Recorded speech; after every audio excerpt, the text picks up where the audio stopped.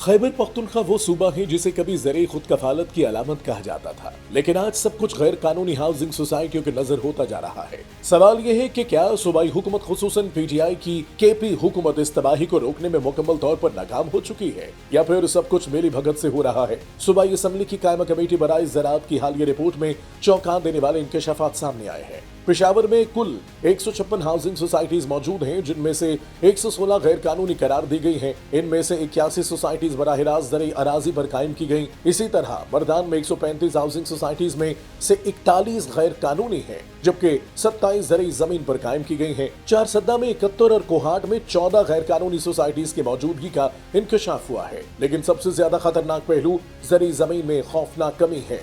2017 में खैबर पख्तूनख्वा में ज़ेर काश्त रकबा 21 लाख हेक्टेयर था, जो अब कम होकर सिर्फ 17 लाख हेक्टेयर रह गया है, यानी 4 लाख हेक्टेयर ज़र जमीन खत्म हो चुकी है।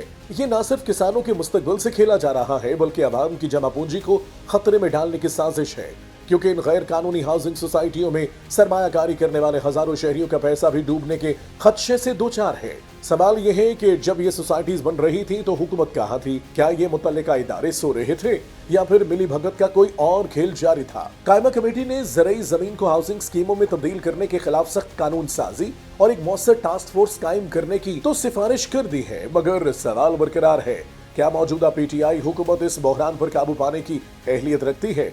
क्योंकि अगर यही सूरत हाल बरकरार रही तो कल को खैबर पख्तूनख्वा के लोगों को ना सरसब्ज खेत मिलेंगे, ना महफूज सरमायाकारी, क्योंकि ज़र जमीन का तहफ़्फ़ुज़ सिर्फ किसान का मसला नहीं, ये पूरे सूबे की बका का मसला है। वक्त आ गया है कि जिम्मेदारों का तयन हो और अवाम के पैसे और जमीन दोनों को महफूज बनाया जाए, क्योंकि ये सिर्फ एक रिपोर्ट नहीं, ये खतरे की घंटी है।